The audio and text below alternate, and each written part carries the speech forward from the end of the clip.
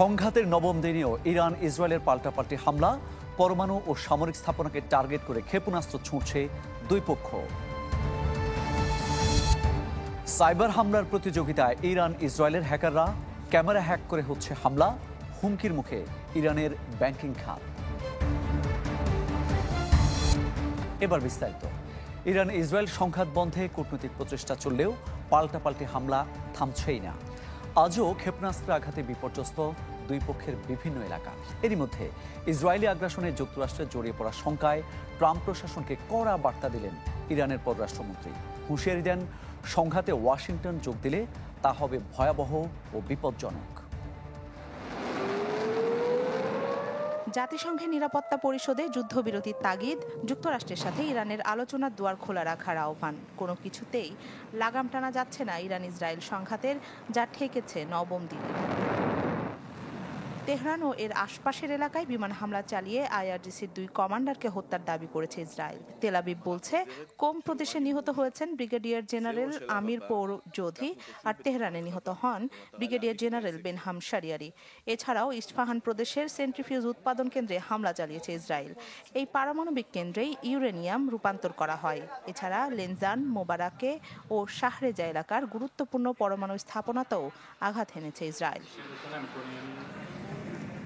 এদিকে ইসরায়েলের বিভিন্ন সামরিক স্থাপনায় অব্যাহত আছে ইরানের পাল্টা হামলা। তেল আবিবের আকাশ প্রতিরক্ষা ব্যবস্থা টপকে শহরটির প্রাণকেন্দ্রে আঘাত হানছে তেহরানের ছোড়া ক্ষেপণাস্ত্র।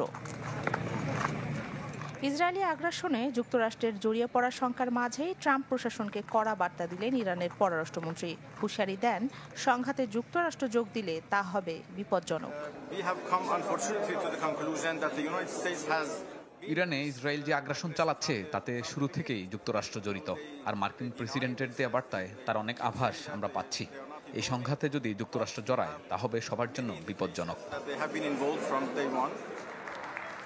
চলমান পরিস্থিতিতে তুরস্কের ইস্তাম্বুলে বৈঠকে বসে মুসলিম রাষ্ট্রগুলোর জোট ওআইসি। এতে ইরানে চালানো ইসরায়েলি হামলার তীব্র নিন্দা জানান নেতারা। আমি মনে করি মধ্যপ্রাচ্যের শান্তিতে সবচেয়ে বড় বাধা নেতানিয়াহু। পরমাণু চুক্তি নিয়ে যখন ইরানের সাথে যুক্তরাষ্ট্রের আলোচনা হচ্ছিল, ঠিক এমন সময়ে ইসরায়েল হামলা চালায়। তাদের লক্ষ্যই ছিল এই আলোচনা বানচাল করা। তবে ইরান ইসরায়েল সংঘাত বন্ধে কূটনৈতিক পথ খোলা আছে। পরিস্থিতি শান্ত করতে ইউরোপীয় নেতাদের সাথে ইরানের আলোচনা ত্বরান্বিত করতে নেতৃত্ব দেবে ফ্রান্স। সামাজিক যোগাযোগ মাধ্যম এক্সে দেয়া বার্তায় জানান দেশটির প্রেসিডেন্ট ইমানুয়েল ম্যাক্রো। রাখি জেসমিন, চ্যানেল 24। মধ্যপ্রাচ্যে উত্তেজনাকর পরিস্থিতির মধ্যেই ইরানের পরমাণু কর্মসূচি নিয়ে চাঞ্চল্যকর বার্তা দিলেন যুক্তরাষ্ট্রের জাতীয় গোয়েন্দা পরিচালক তুলসি গ্যাবার্ড। সামাজিক যোগাযোগ মাধ্যম এক্সে জানান, যে কোনো মুহূর্তে পারমাণবিক অস্ত্র প্রস্তুত করতে পারে ইরান। পোস্টে তুলসি আরও জানান, আমেরিকার কাছে এমন তথ্য আছে যার ভিত্তিতে বলা যায় ইরান চাইলে কয়েক সপ্তাহের মধ্যেই পারমাণবিক অস্ত্র প্রস্তুত করতে পারে। ইরানের পরমাণু অস্ত্র তৈরি থামাতে ট্রাম্পের অবস্থানের সাথে তিনি একমত, তাও স্পষ্ট করেন।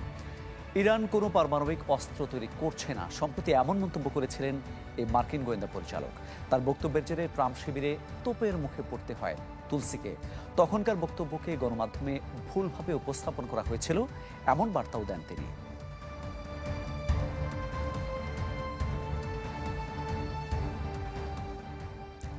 সাইবার হামলার যেন প্রতিযোগিতায় নেমেছে ইরান ইসরায়েলের হ্যাকাররা। তেল আবিবের দাবি, সিসি ক্যামেরা হ্যাক করে হামলা চালাচ্ছে তেহরান। তাই নাগরিকদের ক্যামেরা বন্ধ রাখার পাশাপাশি জটিল পাসওয়ার্ড ব্যবহারের পরামর্শ দেওয়া হয়েছে। অন্যদিকে ইসরায়েলি হ্যাকারদের তোপে বিপর্যস্ত ইরানের ব্যাংকিং ও ইন্টারনেট সেবা।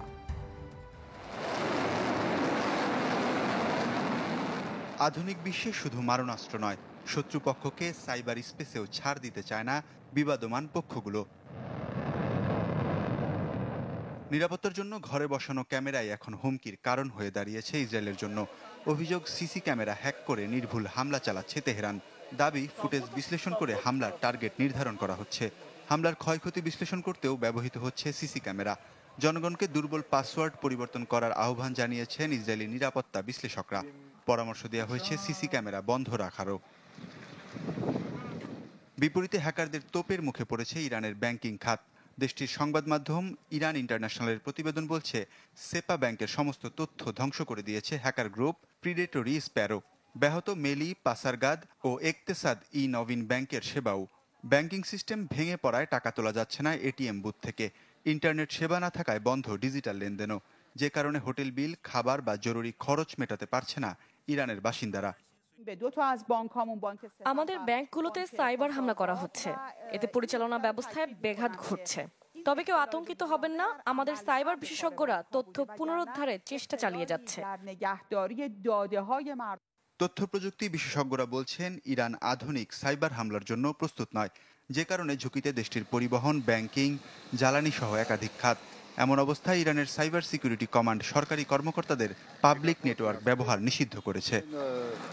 Waliullah Faruk, channel 24। Iran Israel যুদ্ধে আলোচনা তুঙ্গে বিশ্বের অন্যতম শক্তিশালী বোমা বাংকার ব্লাস্টার। বাংকার ধ্বংসে সক্ষম শক্তিশালী বোমা ম্যাসিভ অর্ডিন্যান্স পেনিট্রেটর MOP আছে যুক্তরাষ্ট্রের কাছে।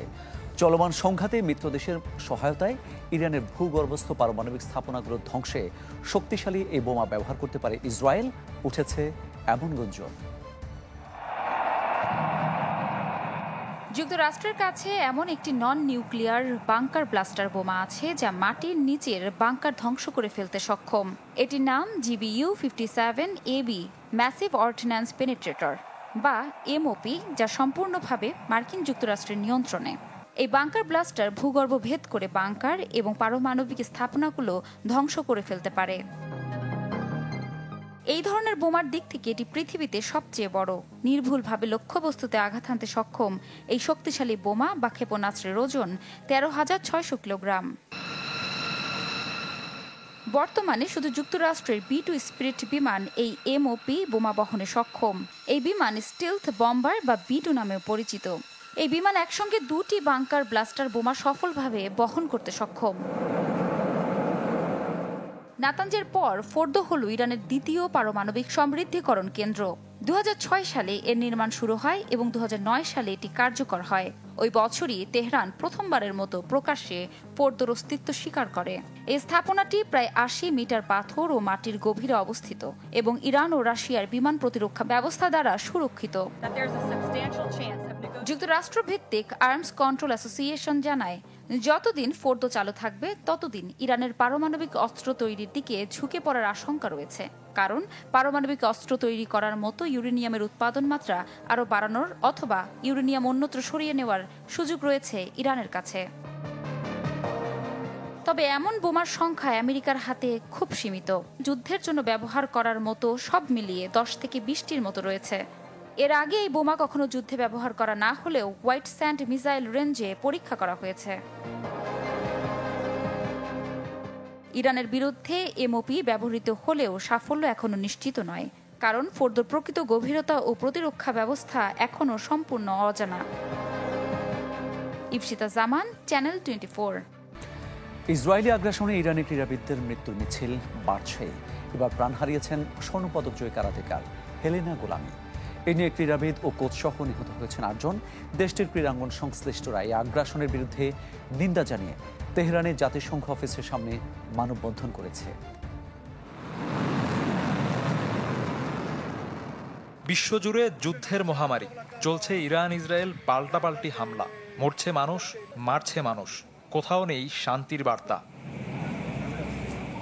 দুদেশের চলমান যুদ্ধে প্রতিদিন প্রাণ হারাচ্ছেন নানা শ্রেণী পেশার মানুষ। বাদ নেই ক্রীড়াঙ্গনও। সময়ের পরিক্রমায় ইরানি ক্রীড়াবিদদের মৃত্যুর মিছিল দীর্ঘ থেকে দীর্ঘায়িত হচ্ছে। প্রাণ হারিয়েছেন দেশটির স্বর্ণপদকজয়ী কারাতেকা হেলেনা গোলামি। ইরানের লোরেস্তান প্রদেশের একটি আবাসিক এলাকায় ইসরায়েলি হামলায় নিহত হন এই কিশোরী, যার কারাতে নিয়েছিল বিশ্ব জয় করার স্বপ্ন। তবে ইসরায়েলি বর্বরতায় নিমিষেই শেষ। হেলেনার আগে আরও 6 ক্রীড়াবিদ ও 1 কোচ প্রাণ হারিয়েছেন।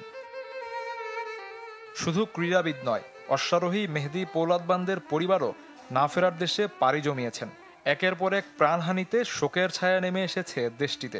সে কান্না শোনার যেন কেউ নেই। ইসরায়েলি আগ্রাসনের বিরুদ্ধে এক হয়েছে ইরানের ক্রীড়াঙ্গন। তেহরানে জাতিসংঘ অফিসের বাইরে মানববন্ধন করেছে দেশটির স্পোর্টস কমিউনিটি। সেখানে সাধারণ জনগণ ও ক্রীড়াবিদ হত্যার তীব্র নিন্দা জানিয়েছেন তারা। শাফিউদ্দিন শাওন, চ্যানেল 24। চলমান অস্থিরতার মাঝেও থেমে নেই বৈশ্বিক অর্থনৈতিক প্রবৃদ্ধি। ফোর্বসের প্রতিবেদনে বলা হয়, চলতি বছর শীর্ষ 2000 কোম্পানির আয় বেড়ে হয়েছে $5 ট্রিলিয়ন, আর এই আয়ের দ্বিগুণের বেশি 612টি মার্কিন প্রতিষ্ঠানের। সেই সাথে গেল 3 বছর ধরে ফোর্বসের 4 ক্যাটাগরিতেই শীর্ষে রয়েছে জেপি মর্গান।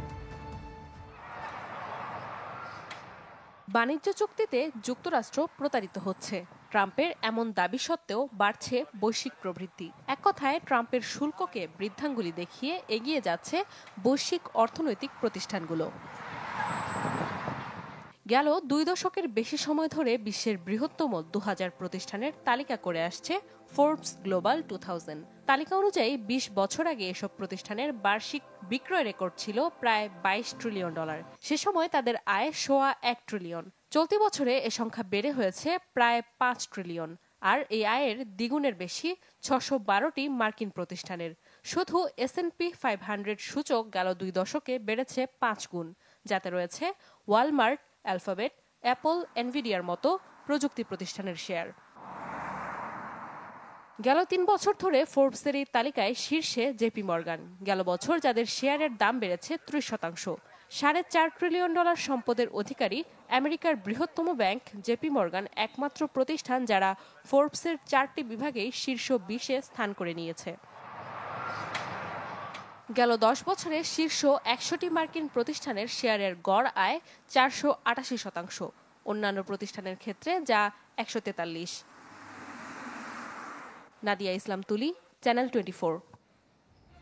আওয়ামী লীগকে নিষিদ্ধ করা হয়নি, কার্যক্রমের সাময়িক বিধিনিষেধ আরোপ করা হয়েছে। ব্রিটিশ সংবাদ মাধ্যম বিবিসিকে দেয়া সাক্ষাৎকারে কথা বলেছেন প্রধান উপদেষ্টা ডক্টর মোহাম্মদ ইউনূস। জানান, আগামী নির্বাচনে দলটি নৌকা প্রতীক নিয়ে ভোটে লড়তে পারবে কিনা সেই সিদ্ধান্ত নির্বাচন কমিশনের।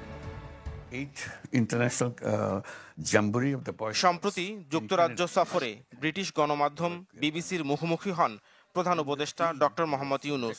কিংস তৃতীয় চার্লস হারমোনি অ্যাওয়ার্ড প্রাপ্তিতে নিজের অনুভূতি তুলে ধরেন তিনি। পরে কথা বলেন বাংলাদেশের নির্বাচন, সংস্কার, জুলাই গণহত্যার বিচার সহ নানা ইস্যুতে। ডক্টর ইউনূস বলেন, দেশের মানুষের নিরাপত্তায় আওয়ামী লীগের কার্যক্রম সাময়িকভাবে নিষিদ্ধ রয়েছে।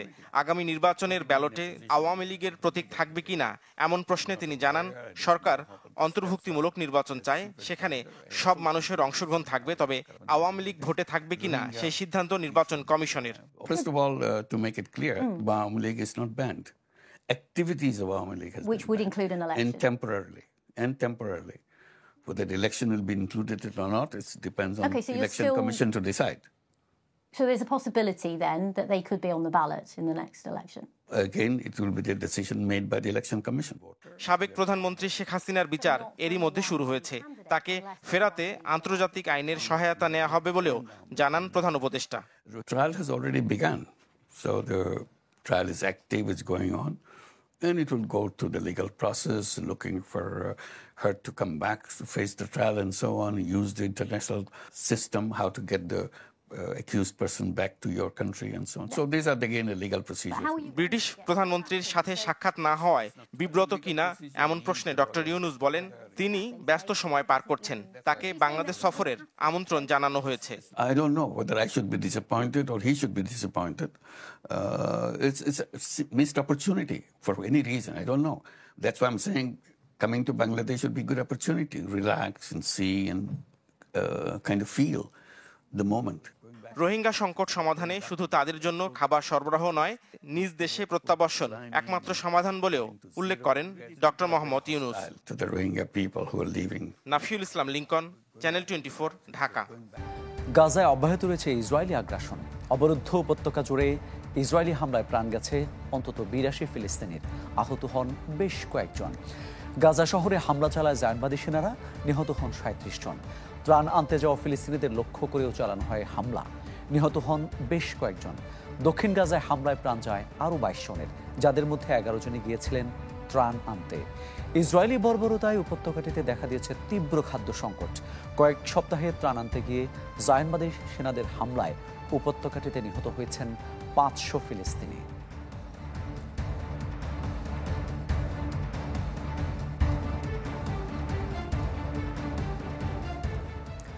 পাকিস্তানের সাথে সিন্ধু পানি বন্টন চুক্তি পুনর্বহাল করবে না ভারত, জানিয়েছেন দেশটির স্বরাষ্ট্রমন্ত্রী অমিত শাহ।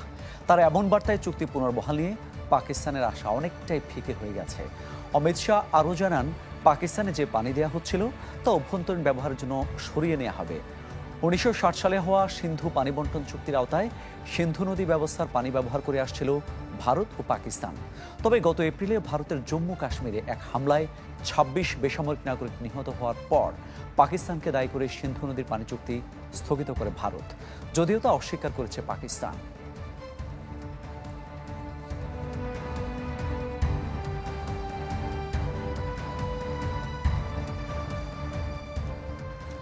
এই ছিল আজকের ইসলামী bank PLC world news today. বিশ্বের গুরুত্বপূর্ণ সব সংবাদ ও বিশ্লেষণ জানতে চোখ রাখুন চ্যানেল 24 পর্দায়। এছাড়াও দেখতে পারেন ফেসবুক এবং ইউটিউবে। ধন্যবাদ সবাইকে।